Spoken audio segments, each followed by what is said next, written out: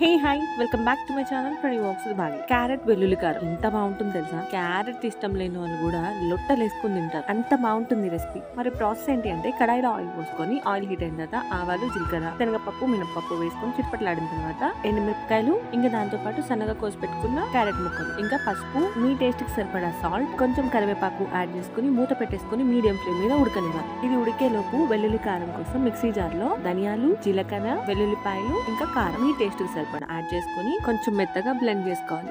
తర్వాత బాగా ఉడికిపోయిన క్యారెట్ లో మనం బ్లెండ్ చేసి పెట్టుకున్న వెల్లుల్లి కారం యాడ్ చేసుకుని ఒకసారి తిప్పుకొని ఒక 5 నిమిషాలు మీడియం ఫ్లేమ్ మీద ఉడకనివ్వాలి. తర్వాత కొత్తిమీర యాడ్ చేసుకొని దింపేసుకోవడమే, అంతే. క్యారెట్ వెల్లుల్లి కారం రెడీ. క్యారెట్ తినడం ఇష్టం లేని వాళ్ళు ఇలా ఒకసారి ట్రై చేయండి, చాలా చాలా ఇష్టపడతారు దీన్ని. ఒకసారి ట్రై చేసి మీకు ఎలా కుదిరింది అనేది కామెంట్ చేసేయండి. వీడియో నచ్చితే లైక్ చేయండి, షేర్ చేయండి, సబ్స్క్రైబ్ చేసుకోవడం మాత్రం మర్చిపోకండి. Thanks for watching.